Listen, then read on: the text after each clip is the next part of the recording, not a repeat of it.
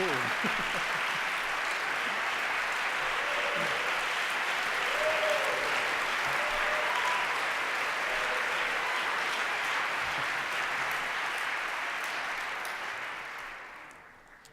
Friends, colleagues, fellow musicians, and listeners, it's an honor to be called on to introduce a living legend, one of the greatest and most influential artists of the last century. My name is Vijay Iyer. As you may know, I'm kind of new here. I'm a pianist and composer, improviser, and electronic musician, and I joined the faculty here just 2 months ago as the Franklin D. and Florence Rosenblatt Professor of the Arts in the Department of Music.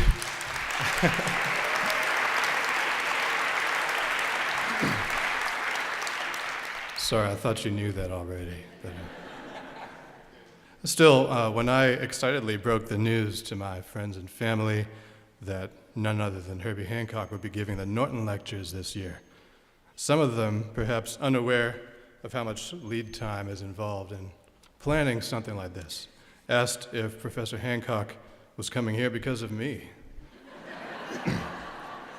And my answer was no, Herbie Hancock is not here because of me. I am here because of Herbie Hancock.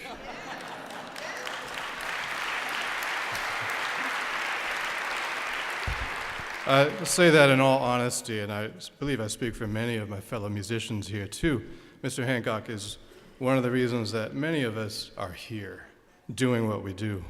We are here because of the shining example he has set for more than 5 decades in a lifetime of galvanizing creativity, astonishing virtuosity, fearless experimentation in rhythm, melody, harmony, and music technology. The constitutive influence that he has had on American music, or more to the point, on the sound of modernity itself. The profound humanity expressed in every sound he makes, whether it's through a Fazioli or a vocoder or a Fairlight CMI. Simply put, he's one of the baddest dudes on the planet.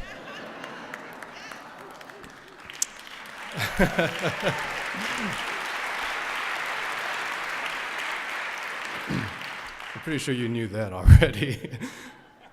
In today's lecture, Professor Hancock speaks to us about Buddhism and creativity. In his preceding lectures, we have already heard hints of it. Professor Hancock has referred more than once to the instrument you're born with, the heart. Our own hearts jumped at some of his koan-like utterances. When a piano student asked how to develop his touch on the instrument, Hancock replied, "Develop your life."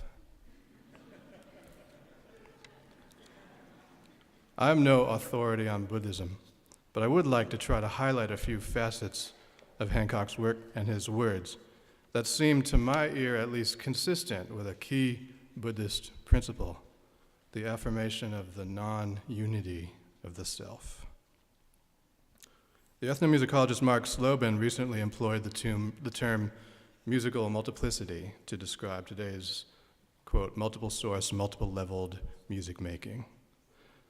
But Professor Hancock has embodied that multiplicity for decades. I am reminded of a quote recently invoked by poet and theorist Fred Moten, author of In the Break, The Aesthetics of the Black Radical Tradition. It's a phrase Moten drew from an interview with the Martinican writer Edouard Glissant regarding black subjectivity. The phrase is, consent not to be a single being, which is partly to say one's sense of self is bound up in the lives of others. African American aesthetics, Moten is suggesting, are inherently intersubjective, non-singular. As such, Hancock's project is not simply to assume the role of an autonomous composer king, issuing pristine musical specimens of pure aesthetic beauty. What music is for him, for Hancock, to my ear, is an endless series of relational possibilities, reflecting a life among people. This non-singularity of being is discernible in Professor Hancock's vision of community. In Professor Homi Bhabha's introduction to this series, he spoke of Hancock's, quote, aesthetic of neighborliness. Similarly, Hancock described the early international jazz festivals in Europe and Japan as exercises in, quote, learning to live together and respecting all people. That concept of the social is audible in his music, the way he comps for a soloist, amplifying his or her lines with color and energy, the way he connects with a drummer, turning rhythm into ritual, the way he listens, sometimes even slipping out of the picture and letting others take over, the way he seeks out collaborations with people from all corners, from Grand Mixer DST to Fode Musasuso to Lang Lang to Joni Mitchell, stepping into new spaces, initiating encounters, cultivating creative contact. Such acts of conjuncture are calmly radical, disrupting any ideas of insurmountable difference or irreducible otherness, instead articulating an unsolitary, unfixed, and relational humanity. The commitment not to be a single being also denotes an orientation towards self-transformation, renewal, becoming. Professor Hancock has already alluded to it in his encounters with Eric Dolphy, who challenged the very substance of his musicianship. Hancock said, quote, "The battle was against myself." Later, he said that his interest in cultural diplomacy was initiated by, quote, "a shift in my self-perception." This theme of transformation of the self, as the philosopher Arnold Davidson has described it, is pivotal to the discipline of improvisation. Davidson cites the radical aesthetic and personal transformations of John Coltrane and Miles Davis as examples. And needless to say, Professor Hancock's innumerable musical avatars continue this metamorphic tradition. As he told us a couple of weeks ago, you are the most powerful when you are in the moment. You create the future when you are in the moment. The last thing I'll say is this. About a year ago, my wife and I were in the audience at the Village Vanguard, the club in New York City, seeing some of our friends perform. And about 20 minutes into the set, a very dapper young man entered and was escorted VIP style to a seat near the front. We only saw the back of his head, but we wondered, who is this movie star who looks like a 26-year-old Herbie Hancock? As the set ended, we found out it was Herbie Hancock. In other words, this man is onto something. Whatever it is, I don't know, like Pilates or green smoothies. Maybe it's Buddhism. We're all ears. Ladies and gentlemen, America's great chameleon, our relational maestro, our funky humanitarian, the greatest, Herbie Hancock.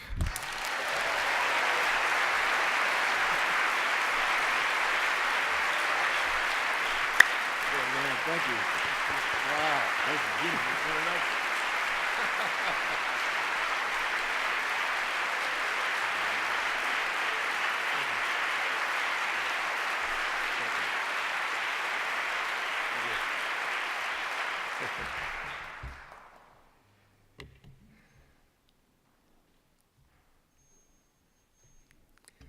I have to live up to that, right?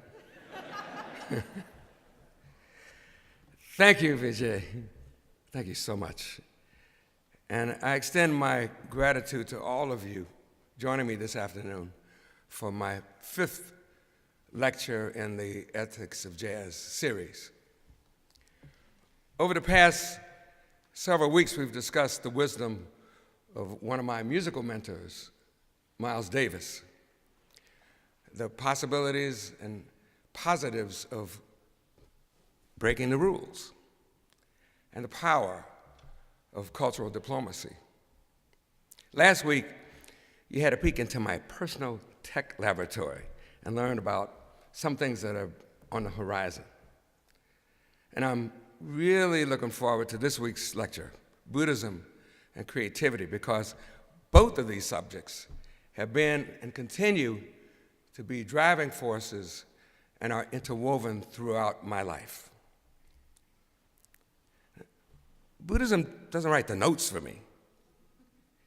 but it absolutely and positively affects how I look at everything. Buddhism is uncovering and leading a creative life, and in the process, establishing your own story. A common viewpoint holds that one's destiny is predetermined by external forces. However, the practice of Buddhism can break through that notion and carve out the kind of life where you're the author of your book and not the co-author or a character in someone else's story. You may wonder, how can this be accomplished? But first, let me tell you how I came to find Buddhism. It was 1972, and my entire focus was devoted to music. And I longed to develop and improve the percentages of times I felt my playing was on point and things were flowing. The so-called, good nights. And the main reason that I entertained that idea was due to an experience I had in Seattle with a maestro of the bass, Buster Williams, who was a member of Mwandishi, my avant-garde space band that depended so much on the intuition and empathy of the musicians, where a lot was left up to the moment and what I believed at the time, chance. Well, one Thursday evening after our gig, a fan invited us to several parties. And since we were all young guys and wanted to have fun, we all went out and painted the town red and every other color in the crayon box. We eventually hauled ourselves slowly back to the hotel and had at the most 2 hours of sleep. And at the club, no one felt like playing. But it was a Friday night, and the place was jam-packed. So we dragged ourselves onto the stage, and although we had some energy, it wasn't nearly enough. My initial thought was that I was going to pass the buck since I didn't have it in me to set the pace. So I called an uncharacteristic first tune called Taurus. That begins with a solo bass intro. Now, the acoustic bass is the softest instrument in the band. And it was an odd choice to open up the night with this tune, Toys. Buster started improvising, and I couldn't believe my ears. Previously unheard of sounds were coming out of his instrument. He also employed some new techniques that looked physically impossible. Check this out. His hand was moving up the bass. 2 fingers were trilling 2 different strings. His pinky was sliding up the 3rd string. And his, sliding up the third string, right? And the thumb was sliding down the 4th string, right? The bass neck was on his shoulder. All 5 fingers were on the fingerboard, right? And he's got this trilling going on. Anyway, after hearing and seeing him perform this feat once, I was amazed. And then he looked up the neck of the bass, and he did it again. The audience went crazy, and all eyes and ears were concentrated on his every fantastic move. Then I felt myself waking up. The band finally came in to play the melody, and I could tell by the way the band hit that they woke up too. We wound up playing this magical, spiritual set that felt like an adventure, a journey going in several directions. At the end of the show, people rushed up to the stage, many of them in tears. And for the first time, I heard the crowd say that they hadn't merely heard the music, they experienced it. After the show, I took Buster back to the dressing room. And asked him about this new philosophy or something that I heard he was exploring. And if you could make him play the bass like that, I wanted to know what it was. Actually, his eyes lit up. And he told me he'd been chanting for a way to tell me about it. And at that moment, it occurred to me that the only real way he could have reached me was through the music. If whatever he was chanting produced that bridge to reach me, I was even more open to hearing what he had to say. He explained that he'd been practicing Buddhism and that he'd been chanting Nam Myoho Renge Kyo. What's Buddhism about? What's this practice of Buddhism? Many questions were forming in the back of my mind. And my questions were answered with straightforward, practical answers that made straightforward, logical sense. And curiously, each time I'd ask a question, his answer would satisfy 4 or 5 others I was waiting to ask. My interest was piqued because aside from the Buddhist clarity, there was optimism, trust, and an innate respect for all human beings. The more I listened, the more I hoped this was what I was looking for and that it would work for me. Buster had only been practicing about 3 weeks at the time.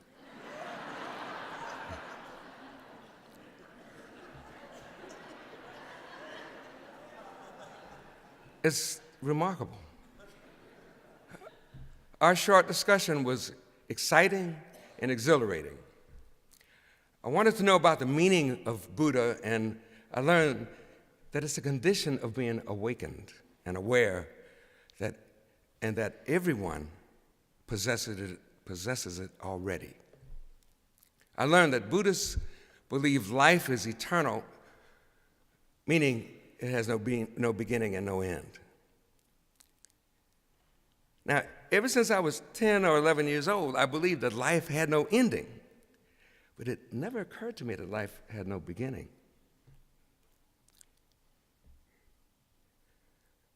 So what's Nam-myoho Renge Kyo? Well, Buster said it's the law of the universe, the rhythm of life. And that by saying these words over and over again, we align ourselves with this rhythm. Buster also said that because it's a law, like gravity or electromagnetic force, chanting Nam-myoho Renge Kyo works whether you believe it or not. He encouraged me to try it out and see for myself, which I did. Naturally, the word rhythm appealed to me. The power of sound, which I know music exemplifies, is kind of what chanting is about. Buster said that Buddhism involves not only the spiritual world, but the physical world as well. Both are like 2 sides of the same coin. And that chanting Nam-myoho Renge Kyo, done with the voice, is internal and external because it's sound. As a matter of fact, basically, Kyo means sound. Could this be the answer I was looking for to help me enhance my musical performance? Over the past 42 years, I've studied, practiced, and learned more, but these were the initial inklings that stimulated my curiosity. Practicing Nichiren Buddhism reveals a major shift in one's perception of the relationship between you and the external environment you experience. Through faith, practice, and study, you can illuminate this connection and uncover an entirely new perspective that gives you true freedom to be the captain of your ship and command and control the adventure of your life. The conventional perspective makes us a slave to the environment, but the truth is quite the opposite. The environment doesn't necessarily have to change, but we do. As a matter of fact, seeing the environment as a cause is a delusion. The reality is that cause is within your own life, and you have the innate power to transform yourself and advance, expand, and develop a happy life for yourself and for others through this practice. A new clarity opens up great inspiration for creativity. Creativity. The typical meaning, which we all know and believe, says that creativity is the use of the imagination and original ideas in the production of an artistic work. And we can end the quote there, right? So, in this lecture, we're now working with a definition of creativity that expands beyond the typical meaning. For example, creativity isn't limited to my music. It encompasses what I say, how I act, my perceptions, and is the process involved in living an inventive, inspired, and meaningful life, which we all aspire to. But all of us have the capacity to be creative, artistic individuals. And although some of you may shake your head and think, no way, not me.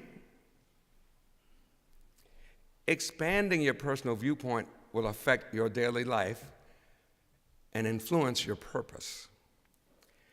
This is an artistic endeavor in which we are all involved. It's called the art of living. I've found that practicing Buddhism has broadened my perspective, and thus my ability to lead a more original and resourceful life is always unfolding. Practice creates an inner transformation of our character that helps highlight our humanity and modify the state of our being. We call this human revolution. Since I'll be talking about how Buddhism can serve creativity, I want to first examine a few of the basics as expounded by Nichiren Daishonin, a 13th century Buddhist monk. He was founder of the Buddhism upon which the SGI, Soka Gakkai International, the lay Buddhist organization I belong to, bases its activities for peace and happiness in the world. Nichiren Buddhism is the fundamental platform on which I stand. The foundation is the belief that Nam-myoho Renge Kyo is the law of the life of the universe, the one constant that connects everything. Chanting Nam-myoho Renge Kyo harmonizes our lives with the rhythm of the universe. This law was revealed by Nichiren Daishonin in the 13th century, and its recitation is the practice for attaining enlightenment. He also established the practice of reciting excerpts from the Lotus Sutra in a daily ceremony we perform in our homes called Gongyo. So let's break down the words in that law, okay? Nam comes from a Sanskrit word, namus. It's a devotion or fusion of your life with the law. Myoho means mystic law. Mystic because it includes the things we don't yet understand as well as the things that we do understand. Renge is lotus, representing simultaneous cause and effect. Why? Well, the lotus flower, which is really beautiful, and it grows in a swamp, but its seeds, the cause, are right on top of the flower, the effect. This is why it represents simultaneous cause and effect. Life is not easy, especially today. And I'm sure we can all agree we live in the muck and mire of a difficult world. At the same time, there's an undeniable beauty to the essence of life, and we all have an infinite capacity to create a beautiful life and manifest the light of advancement by turning poison into medicine. But what does simultaneous cause and effect mean? It means that the effect is inherent in the cause, but it may take some time to manifest.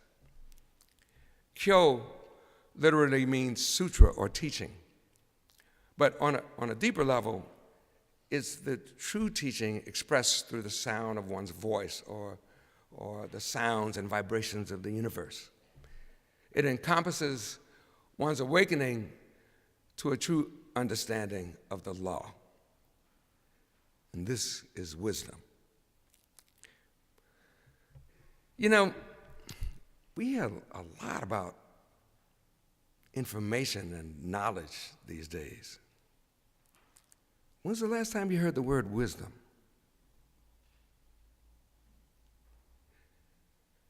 There's a huge difference between knowledge and wisdom. A person with a lot of knowledge can be smart, but a smart person isn't necessarily wise. My phone is smart, but I wouldn't want it to make serious decisions for me.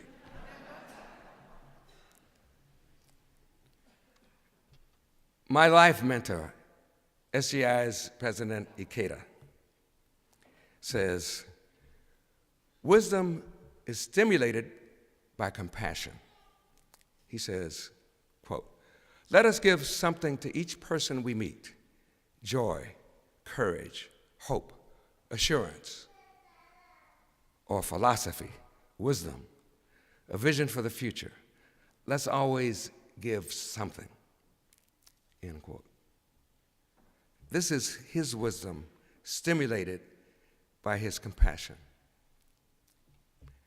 President Ikeda also said, quote, we are not born into this world to suffer and be miserable. We are born to be happy and savor true joy, never allowing any suffering or misfortune to defeat us. This is the essential message of the Lotus Sutra, end quote. The Lotus Sutra is one of the most compassionate and significant scriptures of Nichiren Buddhism that says absolute happiness is inherent in all life. All of us possess the Buddha nature, and the attainment of enlightenment is open to all people as they are.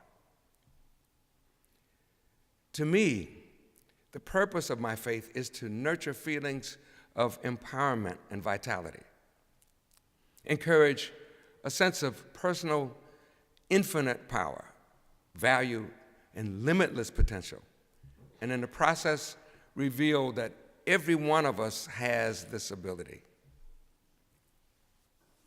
There's no ego involved, no comparisons to others, and if you're moving forward and growing, you naturally want to help others realize their dreams and happiness. We find those qualities in the jazz experience too. Every human being experiences suffering, and one of life's pivotal challenges is how to turn a negative experience into something of value. When you've fallen to the ground, use the ground to get back up again. Here's a personal example. Michael Brecker was a remarkably talented and respected saxophonist. Perhaps you heard him play in jazz groups or on recordings or performances with Joni Mitchell, Frank Sinatra, Paul Simon, and a host of others, or caught him playing with the Saturday Night Live band. At one time, he was a member of my band, and we became very close. In 2004, he was diagnosed with the blood disorder myelodysplastic syndrome. And despite a widely publicized worldwide search, he was unable to find a matching stem cell donor, and a subsequent experimental partial transplant failed to save his life. Before he was diagnosed, and while we were on tour in 2005, I invited Michael to chant with me. And although he declined, he said he tried one time before the end of the tour. Then he discovered this blood disorder, and after receiving the diagnosis, gradually his faith in life diminished, leaving him with a feeling of despair.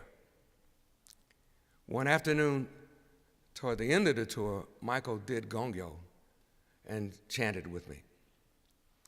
And he enjoyed it.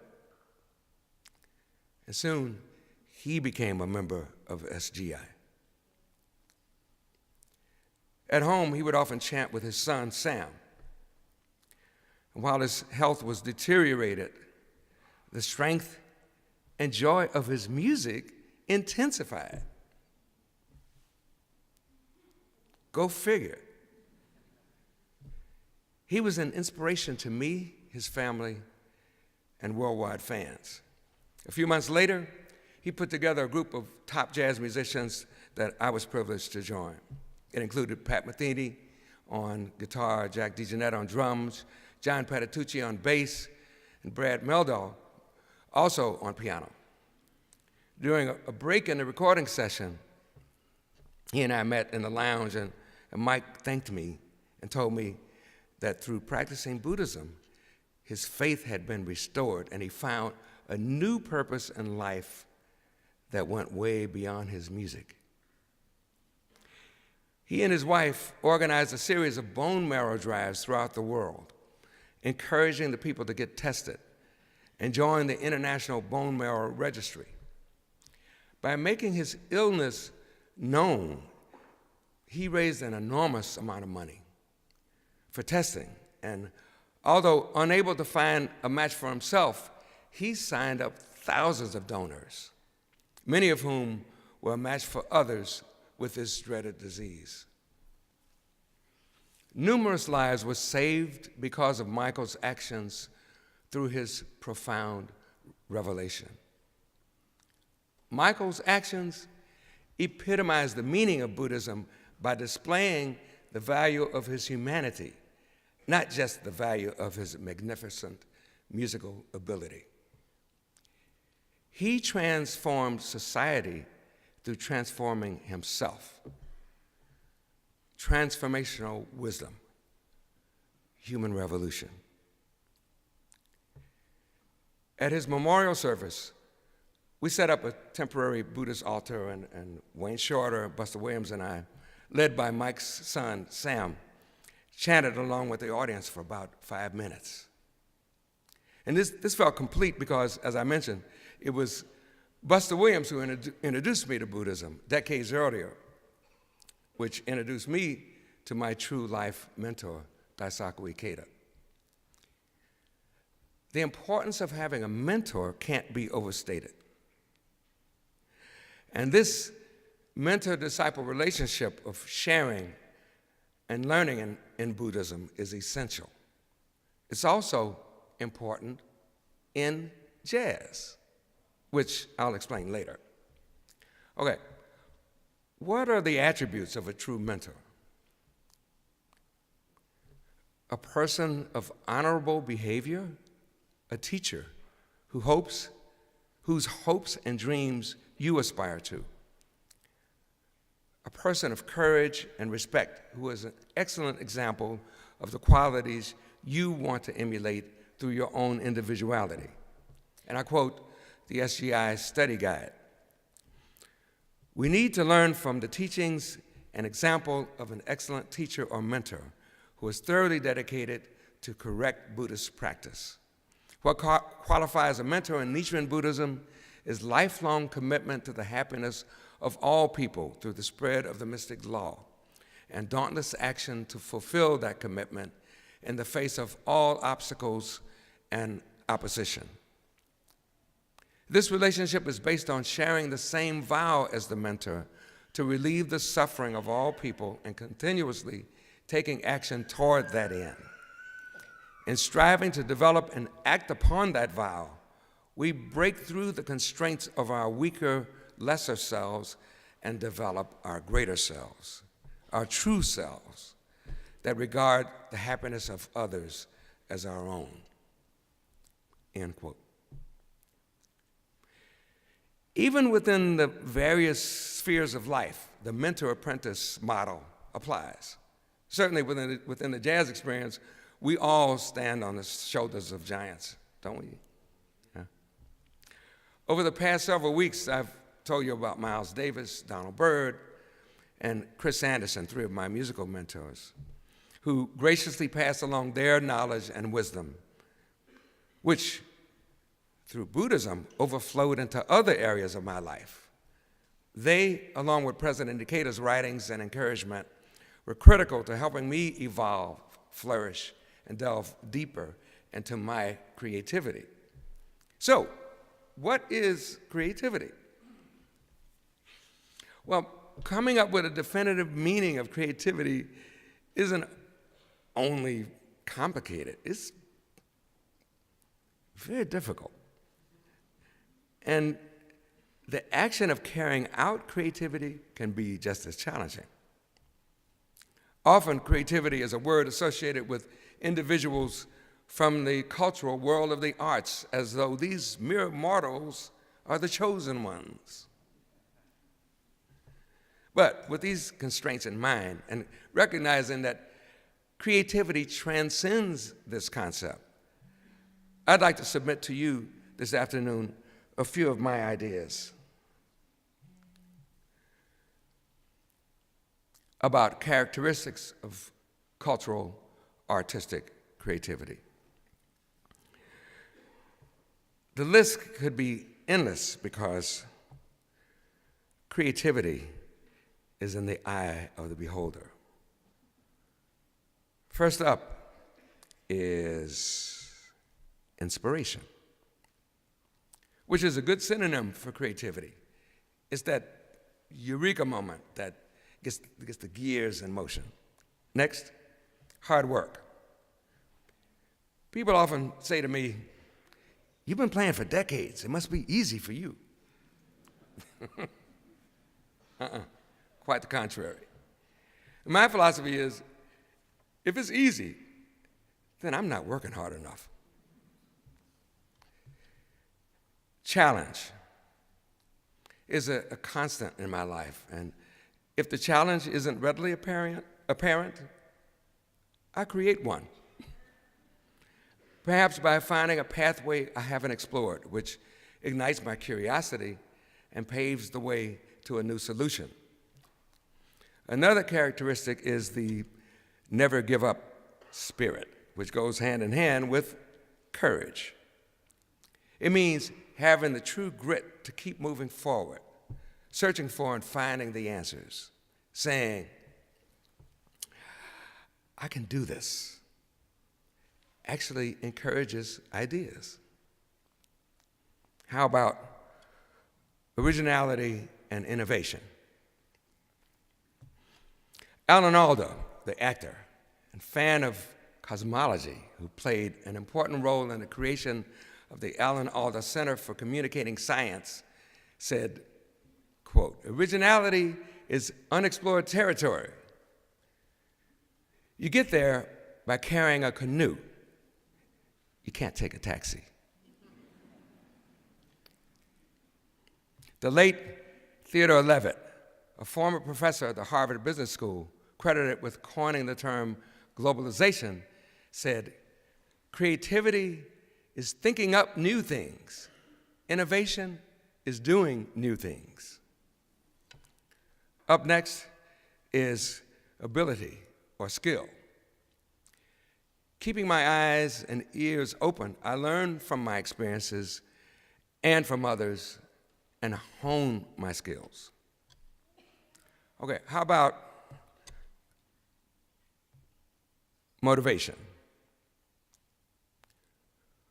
What actually motivates creativity? Well, anything under the sun, sometimes over the moon, can be a motivator. But here are a few examples. I know several people who feel they can't create without fear. It's not part of my process, but I understand the reason. As long as you aren't blocked by fear and have the conviction you can overcome it every time, then it ceases to be an adversary, and you've actually turned poison into medicine. Pain and suffering can produce the most magnificent works of art. Tortured but brilliant prose and poetry and gut-wrenching music. Obviously, when creativity emerges, it can transform into liberation. Joy can stem from love and appreciation. A person, a beautiful painting, or perhaps a concerto of sounds from nature. Louis Kahn, called a philosopher among architects by Isamu Noguchi, said the following about joy and creativity. I felt, first of all, joyous. I felt that which joy is made of, and I realized that joy itself must have been the impelling force, that which was there before we were there, and that somehow joy was in every ingredient of our making. When the world was an ooze without any shape or direction, there must have been this force of joy that prevailed everywhere and that was reaching out to express. And somehow the word joy became the most unmeasurable word. It was the essence of creativity, the force of creativity, end quote. Now, here's a motivator I'm quite familiar with. The time clock. Very often, my motivation stems from the fact that time has just about run out. And I have to put something, anything on the page. Johann Sebastian Bach, a devout Lutheran, when employed by the church, was required to write a new cantata every week. Luckily for us, this challenge gave the world some of his finest compositions. Here's a motivator that needs a transformation into something not so damaging to the body or psyche. Stress. Although a potent motivator, it can often do more harm than good. When justice isn't implemented, anger is a powerful motivator calling attention to social, global, or civil rights issues. Jazz bassist Charles Mingus composed and recorded Fables of Faubus, a song written in opposition and protest against Arkansas Governor Orville E. Faubus, who in 1957 sent the National Guard to prevent 9 black teenagers from entering and integrating Little Rock Central High School. Another motivator is desire. I know. It conjures up so many formidable ideas and enticing images.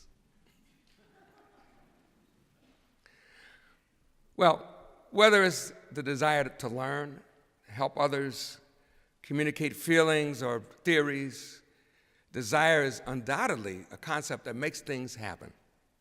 Inventors, physicists, and scientists have cured diseases, traveled to other worlds, and given us technology because of desire for the greater good.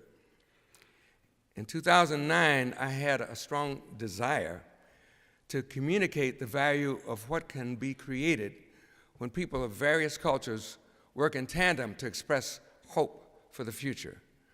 I call this the Imagine Project, and it fulfilled every reason for undertaking and implementing a concept that would illuminate the collage created by collaboration among people from different cultures.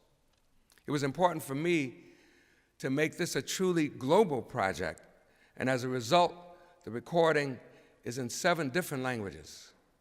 So I'd also like to include multidimensionalism. Maybe that's related to multiplicity that Vijay was talking about. That's another feature of creative thinking.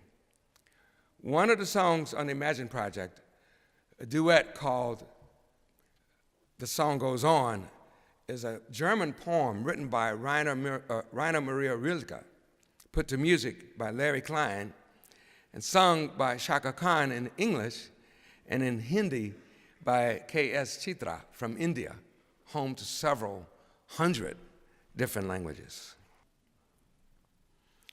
I'd say this satisfies and defines a multidimensional approach to music creation.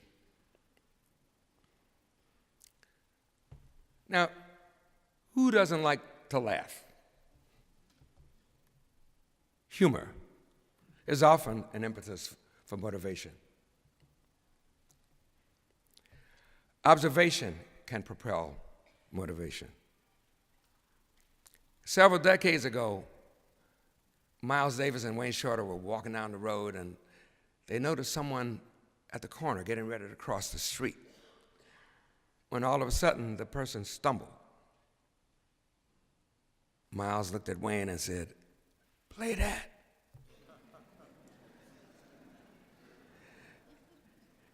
And when hearing a Wayne Shorter quartet performance, one can conjure up a scene with 4 or 5 different scenarios happening at the same time.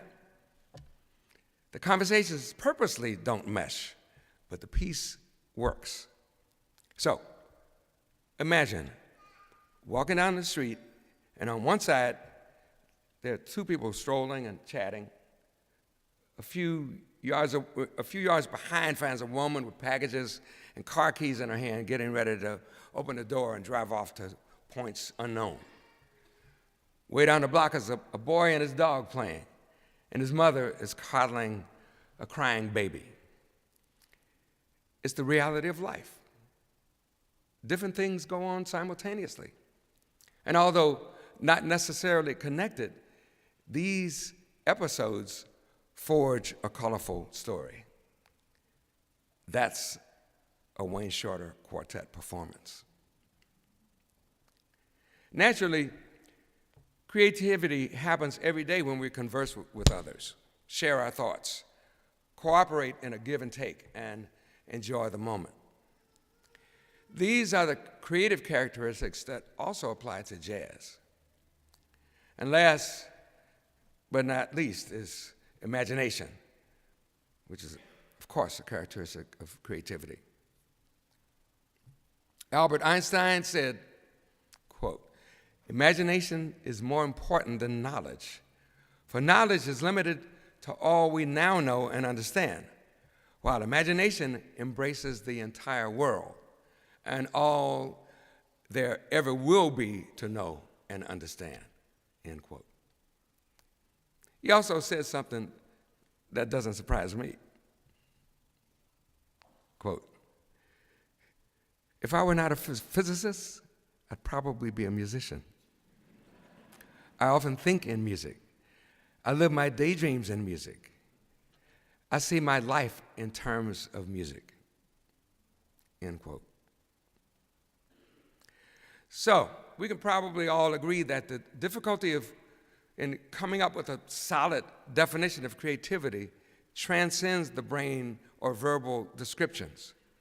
That's why doing interviews or making speeches or giving a lecture is a challenge, because it requires words to describe an internal process that goes beyond what the brain can easily translate. And it's just that process that gives the art of creativity is magic. It's a zone within the greater self and a valuable place to inhabit.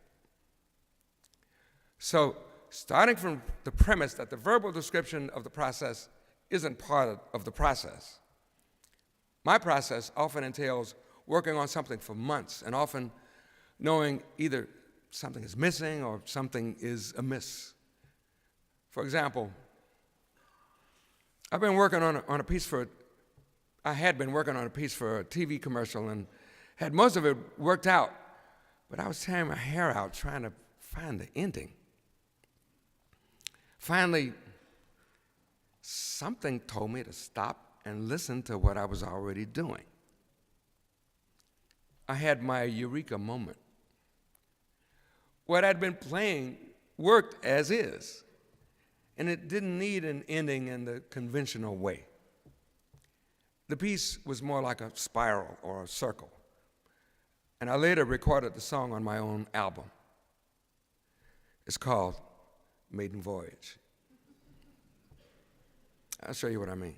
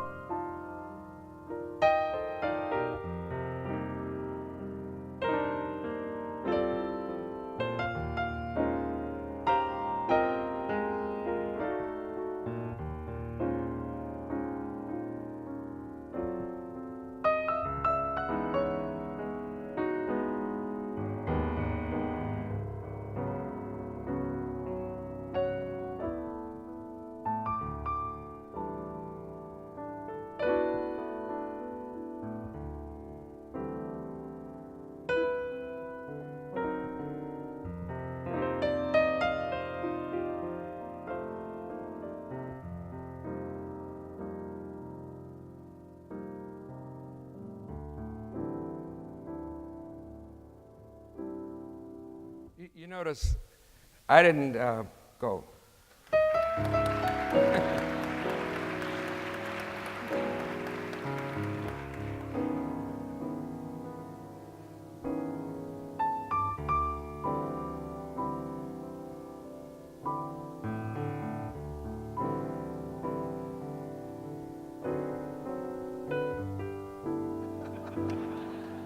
I didn't do that. I actually took the beginning and played it at the end. I just didn't recognize it at first. Miles Davis said, "Don't ever finish nothing."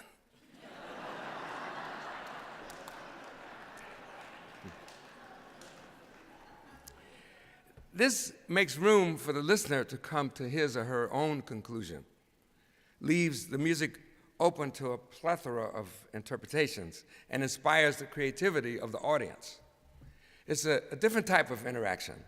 The musicians set up a springboard for creativity and leaves room for various interpretations.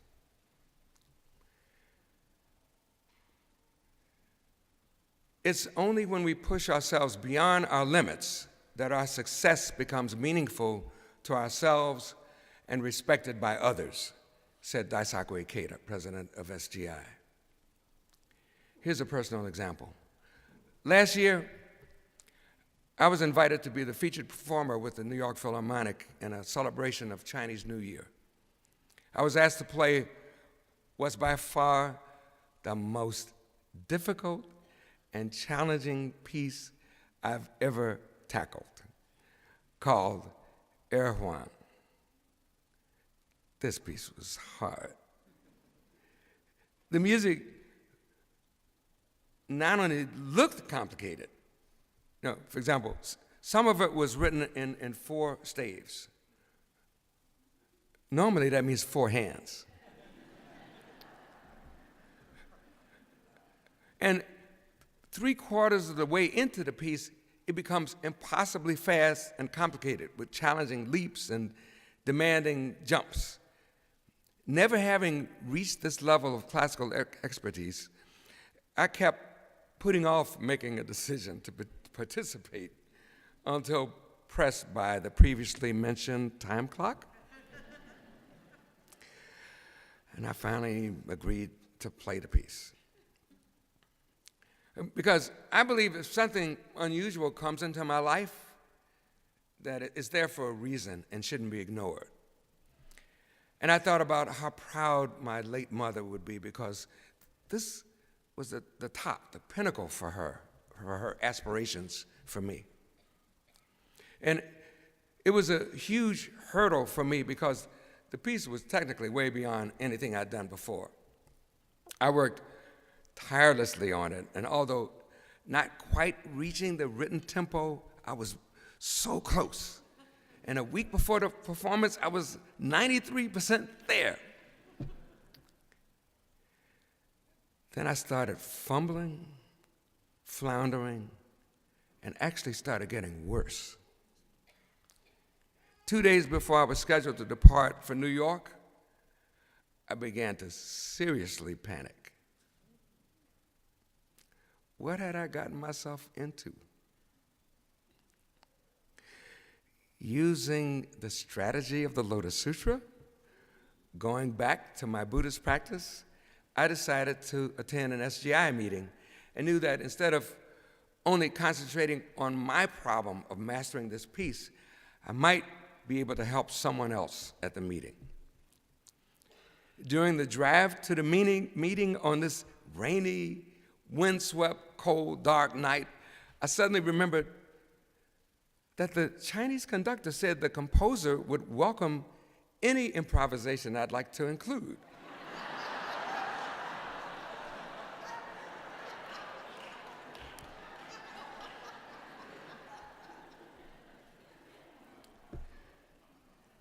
Since that's what I do,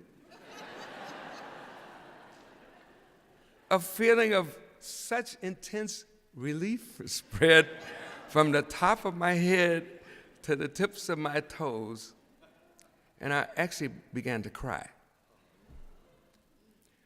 I understood that I'd already made the cause and got the internal effect with the realization of the solution, even before I got to the meeting. After the meeting, I headed home, sat down at the piano, started to play the difficult part, and the panic had already disappeared. On the night of the concert, I'd been chanting that my performance would touch the hearts of the people in the audience.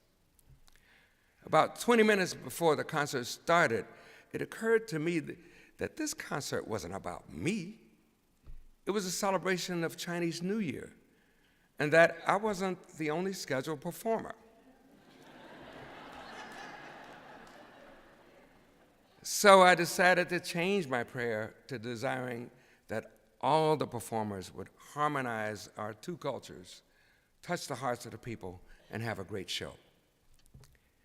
Deciding to go out to the stage and have fun, I started smiling, felt a radiance, was relaxed. You know what? I didn't have to improvise the demanding section. I nailed it.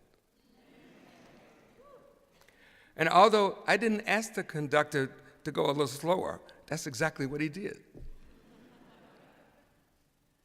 It must have worked, because afterwards I met people who were invited backstage, and they all really raved about my performance, saying that it was beautiful and they were really moved by it. Many orchestra members also graciously complimented me on the performance. I would try to play that piece for you now, but you gotta. I didn't bring the music. You know. Now, that one, no, you have to practice that for a while before you before you tackle it. Yeah. Sometimes a creative solution can emerge from rethinking an existing pathway or exploring an overlooked idea that was a result of the narrow perspective of conventional thinking. Conventional thinking in jazz dictates compositions are built around melodies for horn, bass, or piano. But when we recorded the second Headhunters album, Thrust, I made the drums the focal point on a tune called Actual Proof. I wanted to make the arrangement into an atmosphere that featured the drums. But how would I accomplish this? Tap dancing. No, not me tap dancing. Let me explain. In the 1920s and early 30s, when tap dancing was in its heyday, a technique called stop time was used. It's a staccato version of a melody. This that I'm going to show you is multi-talented Sammy Davis Jr. tap dancing to a stop time version of the song, Me and My Shadow. You know, me and my shadow, strolling down the avenue. You know, anyway, you don't want to hear me sing it anyway.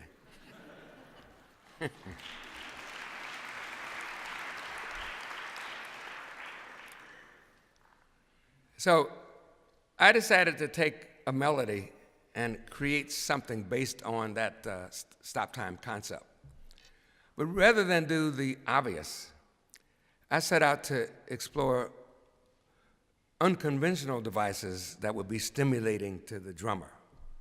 Taking it one step further, I chose a ballad, a challenge because it's not easily translated into stop time. I decided to work with the title theme from The Spook Who Sat by the Door, a film score I had written a year earlier in 1973. I constructed a piece which in its original form had an exotic, slow beat.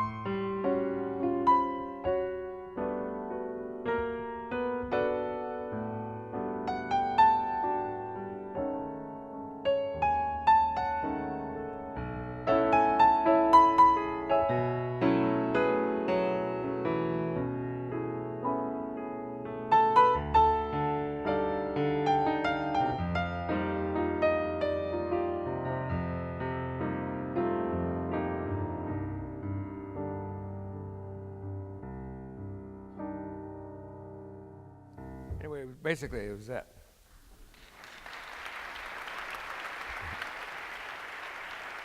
But it had strings and flutes and so forth. But in the new version, I sped it up. I employed different techniques like shifting the natural sound of a phrase a little bit forward or a little bit backward, making it more provocative and interesting for the drummer. Now, here's a sample of the reworked version called Actual Proof from Thrust, with Paul Jackson on electric bass, Mike Clark on drums, Bill Summers on percussion, Benny Maupin on saxophone.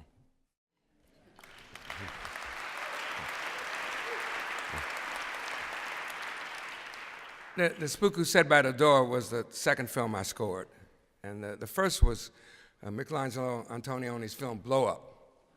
And some of the others were A Soldier Story, Death Wish, and I received an Academy Award for Round Midnight. Thank you. Both Igor Stravinsky and Ludwig van Beethoven exemplify the creative spirit. In a previous lecture, I discussed Stravinsky's Rite of Spring, a concert work for orchestra and ballet that debuted in Paris in 1913. At the premiere, the groundbreaking avant-garde music and Václav Nijinsky's choreography incited a riot. Similarly, over 100 years earlier, in 1805, Beethoven publicly premiered his Third Symphony in E-flat major, the Eroica.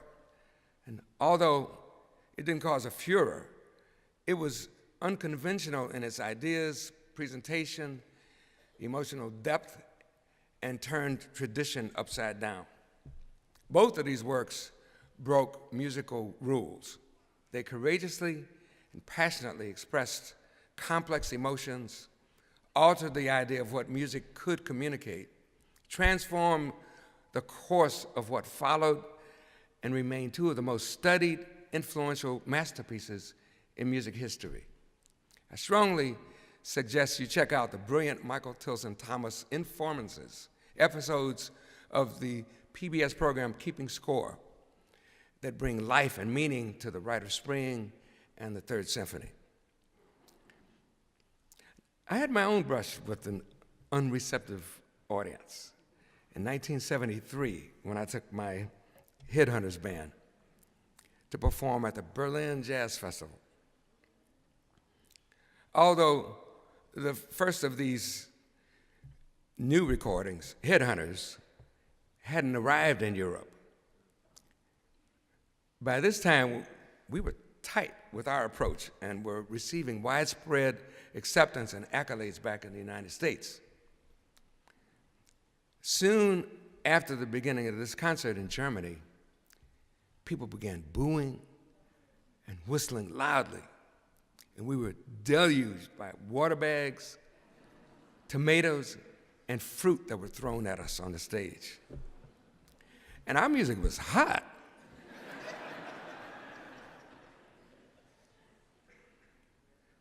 A year later, we were back in the same venue, but this time, the audience was dancing in the aisles. Hearing on their radios about the widespread acceptance and love for the music in the United States, they changed their perspective and listened to the band with a fresh viewpoint. Inspired by our musical ancestors, we had the courage of our convictions to explore uncharted territory.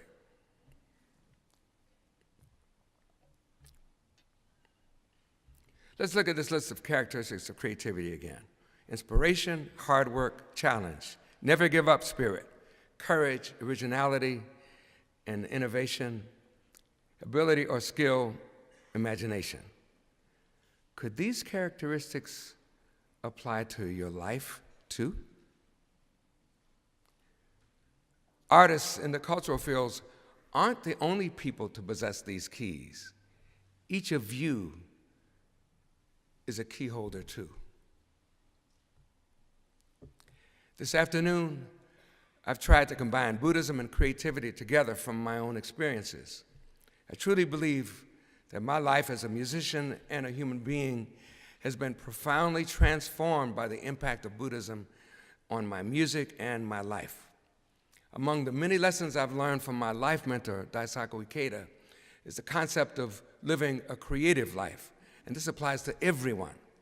It's a life that we're all capable of creating by utilizing many of these same characteristics that are inherent in human life. A broader perspective of these characteristics reveals that there's no essential difference between artists of culture and everyone else. A person who can live with imagination, hard work, innovation, along with integrity, wisdom, and compassion, in spite of their difficult circumstances, can be a profound contributor toward the creation of a harmonious human orchestra of life, therefore emerging like a beautiful lotus blossoming in the muddy swamp. And I hope all of us can agree that we are all artists playing the music, writing the script, or painting the picture of our lives. Concerning the mastery of an art form, I believe that the art of living is, beyond a shadow of a doubt, the most difficult to master. Thank you for joining me. It's been an honor and a privilege to be here with all of you. I hope that I'll see you next week for my final lecture called Once Upon a Time, where I'll unlock, reveal, and demonstrate the art of performance. Thank you very much.